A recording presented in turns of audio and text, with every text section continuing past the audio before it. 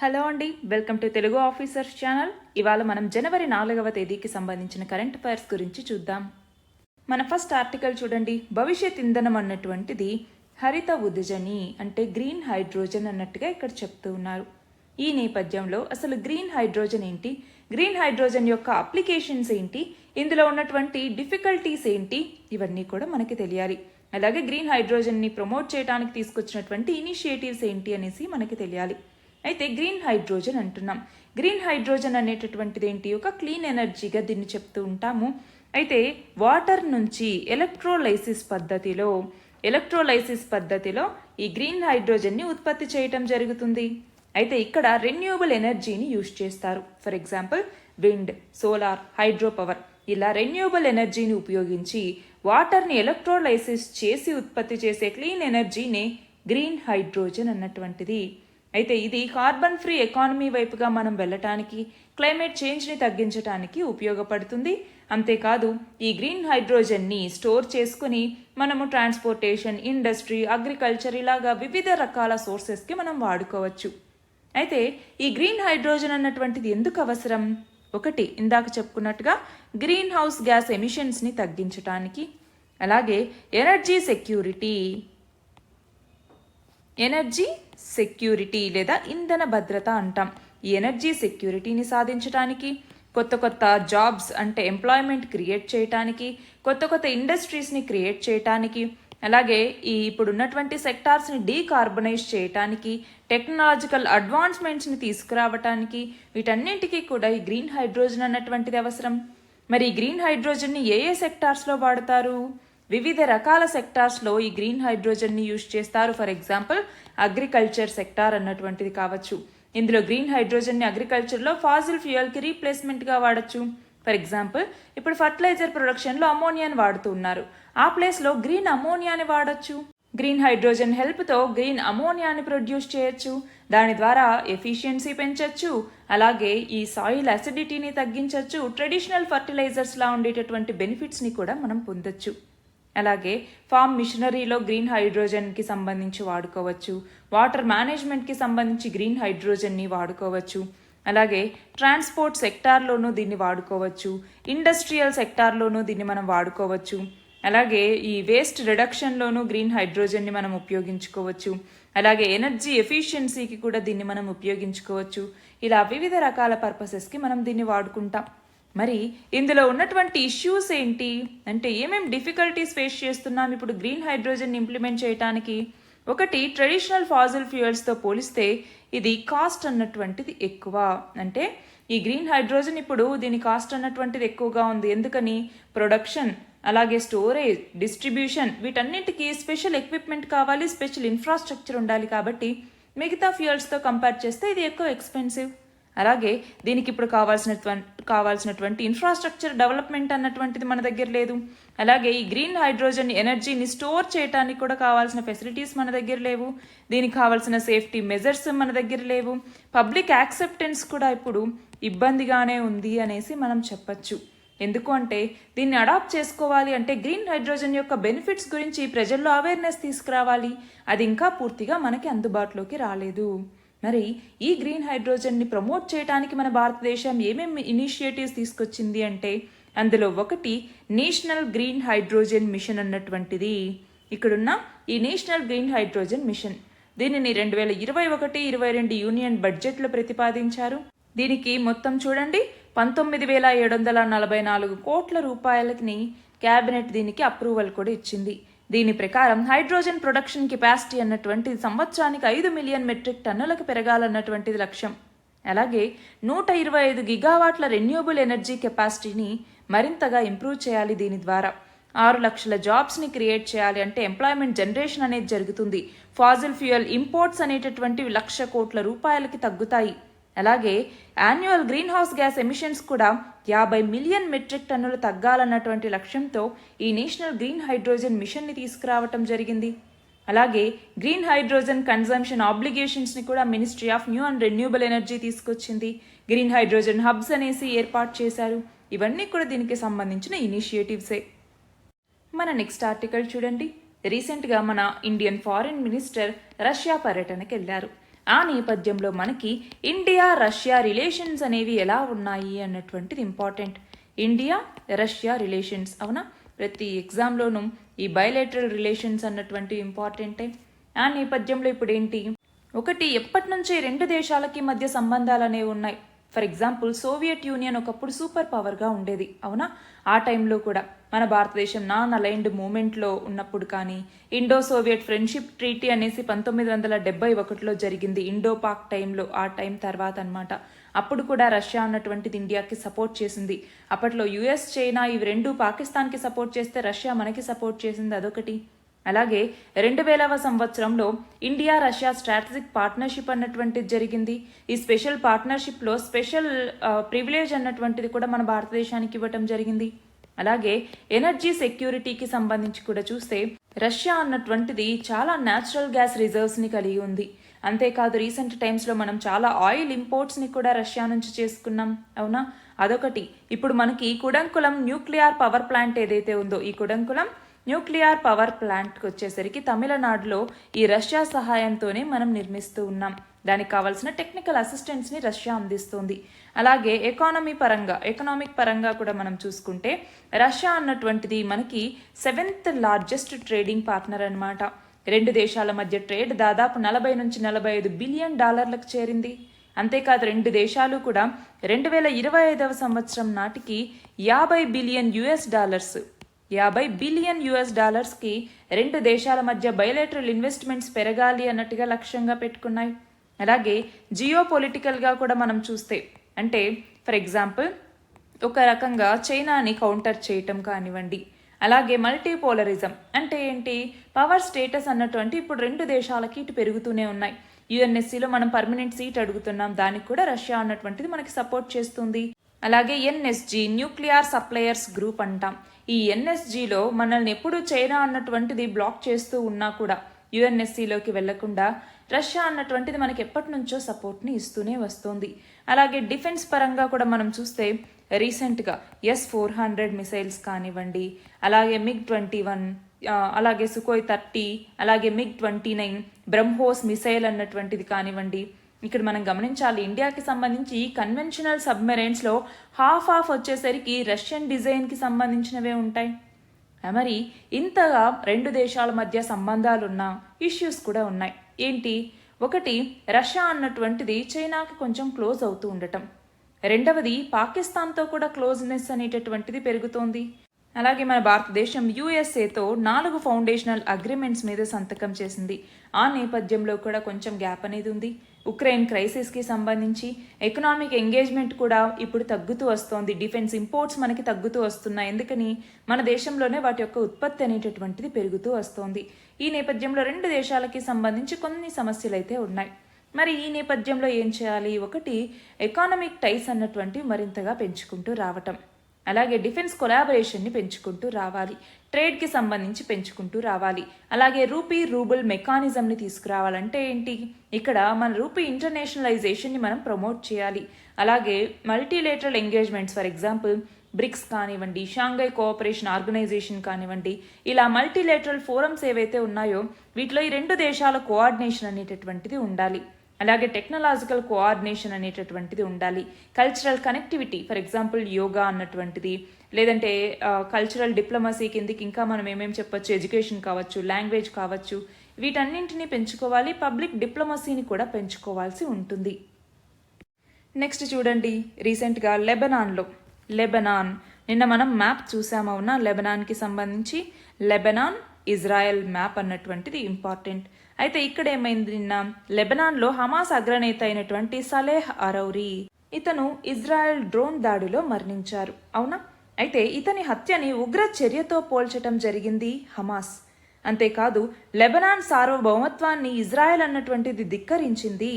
ఈ దాడికి ముందు హమాస్ ఇజ్రాయెల్ మధ్య డీల్ కుదిరే అవకాశం ఉందన్న వాదనలు వినిపించినా కూడా ఇప్పుడు ఆ వాదనలు అన్నటువంటివి కావు, అసలు చర్చలు అనేటటువంటివి జరగవు అన్నట్టుగా హమాస్ తేల్చి చెప్పింది. అరౌరీ హత్యకి నిరసనగానే ఈ చర్యని తీసుకుంది. అయితే ఈ నేపథ్యంలో మనకి మ్యాప్ అన్నటువంటిది ఇంపార్టెంట్. ఇప్పుడు పశ్చిమాసియా మ్యాప్ అన్నటువంటి చూసారా, ప్రపంచంలో ఎంత ఇంపార్టెంట్ అయిందో. ఇప్పుడు రెడ్ సీ కానివ్వండి, ఇజ్రాయెల్ కానివ్వండి, హమాస్ కానివ్వండి, హమాస్ అంటే ఇటు పాలస్తీనాకి సంబంధించిన ఈ గాజా స్ట్రిప్ కానివ్వండి, ఈజిప్ట్కి సంబంధించిన సినాయ్ పెనిన్సులా అక్కడ రఫా బార్డర్ కానివ్వండి, లెబనాన్ కానివ్వండి, ఇటు యెమెన్ హౌతీస్ కానివ్వండి, అలాగే బాబ్ ఎల్ మండెబ్ అన్నటువంటిది. సో ఇవన్నీ కూడా చాలా ఇంపార్టెంట్. ఒకసారి దీనికి సంబంధించి మ్యాప్ క్లియర్గా చూసుకోవాలి. నెక్స్ట్ చూడండి, ఇరాన్లో జంట పేలుళ్ళు అనేవి జరిగాయి. దాదాపు 103 మంది చనిపోయారు, 188 మందికి పైగా గాయపడ్డారు. అయితే ఇక్కడ ఏమైంది, 4 ఏళ్ల కిందట అమెరికా దాడిలో మరణించినటువంటి ఇరాన్ జనరల్ అయినటువంటి కాసిం సులేమానీ, ఇతని సమాధి దగ్గర నివాళులర్పించేందుకు ఎక్కువ మంది జనం వచ్చారు. ఆ సమయంలోనే అక్కడ పేలుళ్ళు అనేవి జరిగాయి. ఇది ఇరాన్ రాజధాని అయినటువంటి టెహ్రాన్కి దాదాపు 820 కిలోమీటర్ల దూరంలో ఉంది. ఈ దాడుల్ని ఉగ్రవాద చర్యలు అన్నట్టుగా పేర్కొన్నారు. అది పక్కన పెడితే ఇప్పుడు ఇరాన్కి ఇటు ప్రవాస గ్రూపులు, మిలిటెంట్ సంస్థలు, విదేశీ వ్యక్తుల నుంచి కూడా ముప్పు అన్నటువంటిది ఉంది. అంతేకాదు పశ్చిమాసియాలో హమాస్కి, లెబనాన్కి చెందినటువంటి హెజ్బొల్లాకి, యెమెన్కి చెందినటువంటి హౌతీ రెబెల్స్కి, వీళ్ళందరికీ కూడా ఇరాన్ అన్నటువంటిది మద్దతుగా నిలుస్తోంది. నెక్స్ట్ చూడండి, ఇక్కడ తెలంగాణకి సంబంధించి మాట్లాడుతూ ఉన్నా కూడా ఏమైందంటే యంత్రాంగంలో అవగాహన లోపం అన్నటువంటిది ఉంది. దాంతో మారక ద్రవ్యాలను అడ్డుకోలేకపోతూ ఉన్నారు. ఇప్పుడు శిక్షల మీద సరైనటువంటి అవగాహన కల్పిస్తే ఈ మారక ద్రవ్యాలని అడ్డుకోవటం అనేది సాధ్యపడుతుంది. కాబట్టి సిబ్బందికి సరైన శిక్షణ అనేటటువంటిది ఇవ్వాలి అనేసి ఈ ఆర్టికల్. ఈ నేపథ్యంలో మారక ద్రవ్యాలకి సంబంధించి మన భారతదేశం అన్నటువంటిది ఇటు గోల్డెన్ క్రెసెంట్ అలాగే గోల్డెన్ ట్రయాంగిల్, ఈ గోల్డెన్ క్రెసెంట్ అలాగే గోల్డెన్ ట్రయాంగిల్కి మధ్యలో మన భారతదేశం అన్నటువంటిది ఉంది. కాబట్టి ఇవి రెండు డ్రగ్స్కి సంబంధించి అతి ముఖ్యమైనటువంటి ప్రదేశాలు. ఈ రెండింటిలో కూడా డ్రగ్స్ అంటే ఓపియం కానివ్వండి, మిగతా డ్రగ్స్ కానివ్వండి, వీటి ప్రొడక్షన్ ఎక్కువగా జరుగుతుంటుంది. ఆ రెండింటి మధ్యలో మన భారతదేశం ఉంది. కాబట్టి మన దేశం ద్వారా రవాణా చేయడానికి ఎంతోమంది ప్రయత్నిస్తూ ఉంటారు. ఆ నేపథ్యంలో మారక ద్రవ్యాల్ని అరికట్టడం అన్నటువంటిది చాలా చాలా ఇంపార్టెంట్. నార్త్ ఈస్ట్లో ఇది కూడా ఒక మేజర్ ప్రాబ్లం, అవునా? అలాంటిది మన భారతదేశంలో ఈ మారక ద్రవ్యాల్ని నిర్మూలించాలి అన్నట్టుగా 2020వ సంవత్సరంలో డ్రగ్ ఫ్రీ ఇండియా క్యాంపైన్ అన్నటువంటి దాన్ని తీసుకొచ్చారు. ఏంటి? డ్రగ్ ఫ్రీ ఇండియా క్యాంపైన్, లేదా దీన్ని నషా ముక్త్ భారత్ అభియాన్ అని కూడా చెప్తూ ఉంటారు. డ్రగ్ ఫ్రీ ఇండియా క్యాంపైన్ అన్నటువంటిది గుర్తుంచుకోవాలి. నెక్స్ట్ చూడండి, ప్రధానమంత్రి ఉజ్వల యోజన అన్నటువంటి స్కీమ్. ఏంటి ఇది అంటే గ్యాస్ పథకం, ఉచిత గ్యాస్ కనెక్షన్ని ఇవ్వటం జరుగుతుంది. అలా ఇప్పటికీ 10 కోట్ల గ్యాస్ కనెక్షన్లు ఇచ్చారు.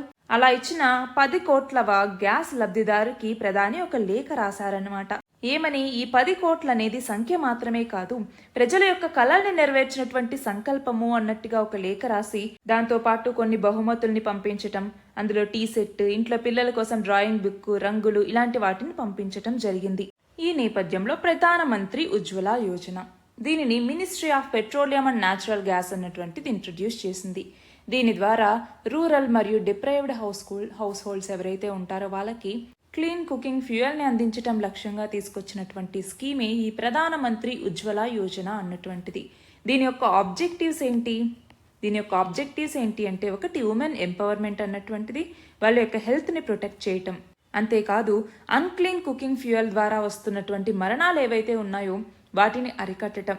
అలాగే యంగ్ చిల్డ్రన్ ఎవరైతే ఉన్నారో వీళ్ళు చాలా వరకు ఇలా రెస్పిరేటరీ ఇల్నెస్తో బాధపడుతున్నారు ఇండోర్ ఎయిర్ పొల్యూషన్ వల్ల, అంటే ఫాజిల్ ఫ్యూయల్స్ యొక్క బర్నింగ్ వల్ల. దాన్ని ప్రివెంట్ చేయటం లక్ష్యంగా దీన్ని తీసుకురావటం జరిగింది. అయితే దీనిని 2016వ సంవత్సరంలో దీని యొక్క ఫేజ్ 1 అన్నటువంటిది స్టార్ట్ అయింది. తర్వాత 2021-22 ఫినాన్షియల్ ఇయర్లో దీనికి సంబంధించి ఫేజ్ 2 అన్నటువంటిది స్టార్ట్ అయింది. మన నెక్స్ట్ ఆర్టికల్ చూడండి, సుప్రీంకోర్టు ఏం చెప్పింది? న్యాయ విచారణలో భాగంగా ప్రభుత్వ అధికారులకి మధ్యవర్తిత్వ కోర్టులు ఏవైతే ఉంటాయో, అంటే మీడియేషన్ కోర్ట్స్ ఏవైతే ఉంటాయో అవి సమ్మన్స్ జారీ చేయటం అన్నటువంటిది రాజ్యాంగ విరుద్ధం అన్నట్టుగా చెప్పింది. అంతేకాదు ఇక్కడ గమనించాలి, మనం చూస్తే అధికారులు ఎవరైతే ఉంటారో వీళ్ళు మధ్యవర్తిత్వ కోర్టులకు హాజరవ్వకుండా ఉండేందుకు ప్రామాణిక నిర్వహణ విధానాల్ని పాటించాలి అన్నట్టుగా కూడా సుప్రీంకోర్టు చెప్పింది. విచారణ సందర్భంగా అధికారులు చిన్నబుచ్చుకునేలాగా వ్యాఖ్యలు కూడా చేయొద్దు అన్నట్టుగా సుప్రీంకోర్టు సూచించటం జరిగింది. ఇంకొక వైపేమో ప్రశ్నకు నోటు ఆరోపణలో లోక్సభ నుంచి బహిష్కరణకు గురైనటువంటి ఈ తృణమూల్ కాంగ్రెస్ పార్టీ ఎంపీ అయిన మహువా మొయిత్రా, ఈమెకి సుప్రీంకోర్టులో కూడా ఊరటన్నటువంటిది లభించలేదు.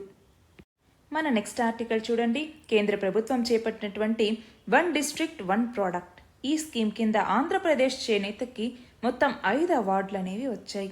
అందులో చూడండి, కాకినాడ జిల్లాలోని ఉప్పాడ జందాని చీరలు, అల్లూరు జిల్లా అరకు కాఫీ, ఈ రెండింటికి బంగారు పతకాలు వచ్చాయి. అలాగే శ్రీకాకుళం జిల్లా పొందూరు కాటన్ చీరలు, కర్నూలు జిల్లా కొడుమూరు గద్వాల్ చీరలు, వీటి రెండింటికి కాంస్యం వచ్చింది. అన్నమయ్య జిల్లాలోని మదనపల్లె పట్టు, గుంటూరు జిల్లా మంగళగిరి చేనేత చీరలకి ప్రత్యేక ప్రస్తావన అనేటటువంటిది లభించింది. దీనికి సంబంధించి ఆయా జిల్లాల కలెక్టర్లు ఆ అవార్డుని అందుకున్నారు. ఈ నేపథ్యంలో మనకి 1 డిస్ట్రిక్ట్ 1 ప్రోడక్ట్ 1 డిస్ట్రిక్ట్ 1 ప్రోడక్ట్ అన్నటువంటిది ministry of food processing industries అన్నటువంటిది స్టార్ట్ చేయటం జరిగింది. అంతేకాదు దీనిని దాదాపు 713 డిస్ట్రిక్ట్స్లో స్టార్ట్ చేశారు. దీని కింద ఏంటి అంటే ఎకనామిక్ గ్రోత్ని డిస్ట్రిక్ట్ లెవెల్లో తీసుకురావాలి. అలాగే అక్కడ ప్రతి డిస్ట్రిక్ట్ అంటే మన దేశంలోని ప్రతి డిస్ట్రిక్ట్ నుంచి ఒక ప్రోడక్ట్కి ప్రమోట్ చేయటం, బ్రాండింగ్ చేయటం అన్నటువంటిది లక్ష్యంగా ఈ 1 డిస్ట్రిక్ట్ 1 ప్రోడక్ట్ అన్నటువంటి స్కీమ్ని లాంచ్ చేశారు. నెక్స్ట్ ఆర్టికల్ చూడండి. మన భారత అంతరిక్ష పరిశోధనా సంస్థ అయినటువంటి ఇస్రో స్పేస్ ఎక్స్కి చెందినటువంటి ఫాల్కన్ 9 రాకెట్తో మన కమ్యూనికేషన్ ఉపగ్రహం అయినటువంటి GSAT-20ని స్పేస్లోకి పంపించబోతోంది. దీనికి సంబంధించి స్పేస్ ఎక్స్తో ఒక ఒప్పందం కూడా కుదిరింది. మన భారతదేశ ఇస్రో వాణిజ్య సంస్థ అన్నటువంటిది ఉంది. ఏంటది? New space India limited. గుర్తుంచుకోవాలి, ఇది ఇస్రో యొక్క వాణిజ్య విభాగ సంస్థ.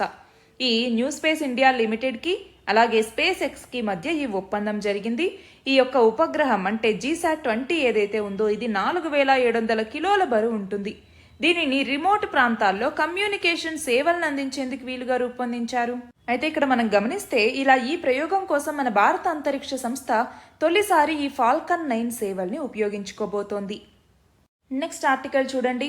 మన దేశ తయారీ రంగ వృద్ధికి సంబంధించి ఇండెక్స్ ఆఫ్ ఇండస్ట్రియల్ ప్రొడక్షన్ లేదా IIP అనేసి పిలుస్తుంటాం. ఏంటి IIP అంటే? మన భారతదేశంలో ఒక పర్టికులర్ టైంలో మన ఇండస్ట్రియల్ ప్రొడక్షన్ ఏదైతే ఉంటుందో అంటే ఇండస్ట్రియల్ ప్రొడక్ట్స్కి సంబంధించి ఎంత ప్రొడక్షన్ అనేది జరిగింది, అందులో ఎంత చేంజ్ వచ్చిందో మెజర్ చేయడానికి యూజ్ చేసే ఇండికేటరే ఈ ఇండెక్స్ ఆఫ్ ఇండస్ట్రియల్ ప్రొడక్షన్ అన్నటువంటిది. మరి దీన్ని ఎవరు కంపైల్ చేస్తారు? నేషనల్ స్టాటిస్టికల్ ఆఫీస్ అన్నటువంటిది. ఇది ministry of statistics and programme implementation కింద పనిచేస్తుంది. అయితే ఇందులోకి వచ్చేసరికి ఈ గ్రోత్ రేట్ని ఇండస్ట్రీకి సంబంధించి బ్రాడ్గా కేటగరైజ్ చేస్తారు. అందులోకి వచ్చేసరికి 2 సెక్టార్స్గా మనం వీటిని కేటగరైజ్ చేయొచ్చు. ఏమేం సెక్టార్స్ అవి? ఒకటి బ్రాడ్ సెక్టార్స్ అనేసి, రెండవది వచ్చేసరికి యూజ్ బేస్డ్ సెక్టార్స్ అనేసి, ఇలా 2 రకాలుగా మనం తీసుకుంటే ఇందులో బ్రాడ్ సెక్టార్స్ అంటే ఏంటి? ఫర్ ఎగ్జాంపుల్ మైనింగ్ అన్నటువంటిది కావచ్చు, అలాగే మ్యానుఫ్యాక్చరింగ్ అన్నటువంటిది, మ్యానుఫ్యాక్చరింగ్ రంగం అన్నటువంటిది కావచ్చు, అలాగే ఎలక్ట్రిసిటీ కావచ్చు. ఇవన్నీ బ్రాడ్ సెక్టార్స్గా మనం చెప్తాం. అదే యూజ్ బేస్డ్ సెక్టార్స్ అంటే ఏంటి? ఫర్ ఎగ్జాంపుల్ క్యాపిటల్ గూడ్స్ కావచ్చు, క్యాపిటల్ గూడ్స్, అలాగే ఇంటర్మీడియరీ గూడ్స్ ఏవైతే ఉంటాయో అవి కూడా మనం ఈ యూజ్ బేస్డ్ సెక్టార్స్ కిందికి మనం చెప్తామన్నమాట. ఇంటర్మీడియట్ గూడ్స్ అలాగే బేసిక్ గూడ్స్ వీటన్నింటినీ కూడా యూజ్ బేస్డ్ సెక్టార్స్గా మనం చెప్తాము. అయితే ఈ ఇండెక్స్ ఆఫ్ ఇండస్ట్రియల్ ప్రొడక్షన్కి బేస్ ఇయర్ అనేసి ఒకటి ఉంటుంది. అంటే బేస్ ఇయర్ని బట్టి ఇందులో ఉన్నటువంటి మార్పుల్ని క్యాలిక్యులేట్ చేస్తారు. అలా బేస్ ఇయర్ ఏది అంటే 2011-12 అన్నటువంటిది దీనికి సంబంధించి బేస్ ఇయర్గా ఉంటుంది. అయితే ఇందులోకి వచ్చేసరికి 8 కోర్ ఇండస్ట్రీస్ అనేసి ఉంటాయి. ఏంటి ఈ 8 కోర్ ఇండస్ట్రీస్? ఇవే మొత్తం 40% వాటాని కలిగి ఉంటాయన్నమాట ఇండెక్స్ ఆఫ్ ఇండస్ట్రియల్ ప్రొడక్షన్లో. ఆ 8 ఏంటి? అందులో కూడా వెయిటేజ్ పరంగా చూసుకుంటే ఎక్కువగా ఏమేమి ఉంటాయి అంటే రిఫైనరీ ప్రొడక్ట్స్ అన్నటువంటివి, ఆ తర్వాత ఎక్కువగా ఎలక్ట్రిసిటీ అన్నటువంటిది ఉంటుంది, ఆ తర్వాత స్టీల్ అన్నటువంటిది ఉంటుంది, ఆ తర్వాత ఏమో కోల్ ఉంటుంది, తర్వాత క్రూడ్ ఆయిల్ ఏదైతే ఉంటుందో ఆ క్రూడ్ ఆయిల్ అన్నటువంటిది, ఆ తర్వాత న్యాచురల్ గ్యాస్, ఆ తర్వాత సిమెంట్ అన్నటువంటిది, ఆ తర్వాత ఫర్టిలైజర్స్. ఇలా మొత్తం 8 రకాల కోర్ సెక్టార్ ఇండస్ట్రీస్ అన్నటువంటివే మొత్తం ఈ ఇండెక్స్ ఆఫ్ ఇండస్ట్రియల్ ప్రొడక్షన్లో 40.27% వాటాని కలిగి ఉంటాయి. అయితే ఇప్పుడు చూడండి, మన దేశ తయారీ రంగ వృద్ధి అన్నటువంటిది 18 నెలల కనిష్టానికి పడిపోయింది. ఎందుకని? రీజన్స్ ఆర్డర్లలో తక్కువ వృద్ధి అనేటటువంటిది ఉంది, ఉత్పత్తి అనేది నెమ్మదించింది. ఈ రీజన్స్తోనే మన దేశంలో డిసెంబర్లో తయారీ రంగ వృద్ధి అన్నటువంటిది తగ్గింది. దానికి సంబంధించి రీసెంట్గా S&P గ్లోబల్ అన్నటువంటిది సర్వే నిర్వహిస్తే అందులో ఇది తేలింది. నెక్స్ట్ చూడండి, బ్రిక్స్ తన మెంబర్షిప్ని ఎక్స్పాండ్ చేయటం జరిగింది. 5 కొత్త మెంబర్స్ని యాడ్ చేసింది. ఏంటి ఆ 5? Egypt, Ethiopia, Iran, Saudi Arabia, అలాగే UAE. మనం చూస్తే మొత్తం 6 ఇందులోకి ఇన్వైట్ చేయటం జరిగిందనమాట. ఆ ఇంకొకటి ఏంటి అంటే అర్జెంటీనా అన్నటువంటిది. ఈ అర్జెంటీనా రీసెంట్గా అర్జెంటీనా అధ్యక్షుడు ఈ బ్రిక్స్లో పర్మనెంట్ మెంబర్షిప్ పొందేందుకు అంగీకరించలేదన్నమాట. ఇది మాకు ఇప్పుడు అవసరం లేదు అన్నట్టుగా చెప్పారు. ఆ నేపథ్యంలో ఈ 5 దేశాలకి కూడా బ్రిక్స్లో శాశ్వత సభ్యత్వం అన్నటువంటిది వచ్చింది. ఎప్పటి నుంచి శాశ్వత సభ్యత్వం అమల్లోకి వచ్చింది అంటే జనవరి 1, 2024. అయితే bricks Brazil, Russia, India, China మరియు సౌత్ ఆఫ్రికా. ఇందులోకి వచ్చేసరికి గ్లోబల్ ఎకానమీలో 1/4వ వంతు, అలాగే గ్లోబల్ ఎకనామిక్ గ్రోత్లో కూడా ఇవి చాలా ఇంపార్టెంట్ రోల్ని కలిగి ఉన్నాయి. అలాంటి ఈ బ్రిక్స్లో ఇప్పుడు ఇంకొక 5 సభ్య దేశాలు కూడా వచ్చి చేరాయి. నెక్స్ట్ చూడండి, జస్టిస్ భూషణ్ రామకృష్ణ గవాయి. ఈయన సుప్రీంకోర్టు లీగల్ సర్వీసెస్ కమిటీకి చైర్మన్గా అపాయింట్ చేయటం జరిగింది. అలాగే మనం చూస్తే జస్టిస్ సంజీవ్ ఖన్నా. ఈయన సుప్రీంకోర్టులో 2nd సీనియర్ మోస్ట్ జడ్జ్ అనమాట. ఇతన్ని రీసెంట్గా నల్సా అంటే నేషనల్ లీగల్ సర్వీసెస్ అథారిటీకి ఎగ్జిక్యూటివ్ చైర్పర్సన్గా అపాయింట్ చేశారు. నెక్స్ట్ చూడండి, లోక్సభ సెక్రటరీ జనరల్ అయినటువంటి ఉత్పల్ కుమార్ సింగ్. ఈయన పదవీ కాలాన్ని లోక్సభ స్పీకర్ ఓం బిర్లా ఎంత కాలం పాటు పొడిగిస్తూ ఉత్తర్వులు జారీ చేశారు అంటే 1 సంవత్సరం పాటు. 2023 డిసెంబర్ 1 నుంచి 2024 నవంబర్ 30 వరకు కూడా ఈయన ఈ పదవిలో కొనసాగుతారు. నెక్స్ట్ చూడండి, బయట జరుగుతున్నటువంటి అన్ని రకాల వాయు కాలుష్యాలతో ప్రపంచవ్యాప్తంగా ఎంతమంది మరణిస్తున్నారు అన్నట్టుగా జర్మనీలోని Max Planck Institute for Chemistry శాస్త్రవేత్తల అధ్యయనంలో తెలిసింది అంటే 83 లక్షల మంది. అయితే ఇక్కడ మనం గమనిస్తే పరిశ్రమలు, విద్యుత్ ఉత్పత్తి, రవాణా ఇలాంటి రంగాల్లో శిలాజ ఇంధనాల వల్ల జరుగుతున్న వాయు కాలుష్యంతోనే మన ప్రపంచంలో ప్రతి సంవత్సరం 51 లక్షల మంది చనిపోతున్నారు. నెక్స్ట్ చూడండి, చివరిగా తక్కువ ధరలకి మందుల్ని విక్రయించే జన్ ఔషధి కేంద్రాల సంఖ్యని 10,000 నుంచి ఎంతకు పెంచే కార్యక్రమాన్ని కేంద్ర ప్రభుత్వం ప్రారంభించింది అంటే 25,000. ప్రధానమంత్రి జన్ ఔషధి కేంద్రాలు అంటే ఏంటి? జెనరిక్ డ్రగ్స్ని మరింతగా పెంచాలి అంటే ప్రజల యొక్క అవుట్ ఆఫ్ పాకెట్ ఎక్స్పెండిచర్ని తగ్గించడానికి. క్వాలిటీ ప్రొడక్ట్ అంటే ఏంటి? ఇప్పుడు జనౌషధి మందులంటే సరైన క్వాలిటీ ఉండవు అనుకుంటారు, కానీ తక్కువ ప్రైస్లో మంచి క్వాలిటీతో జెనరిక్ డ్రగ్స్ని అందించాలని తీసుకొచ్చినటువంటిదే ప్రధానమంత్రి జన్ ఔషధి పరియోజన అన్నటువంటి స్కీమ్. దాని కిందే జన్ ఔషధి కేంద్రాలని తీసుకొచ్చారు. 10,000 కేంద్రాలు ఇప్పుడుంటే దాన్ని 25 కేంద్రాలకి పెంచాలి అన్నటువంటిది కేంద్ర ప్రభుత్వ లక్ష్యం. ఇవి ఇవాల్టి important articles. All the very best and thank you very much.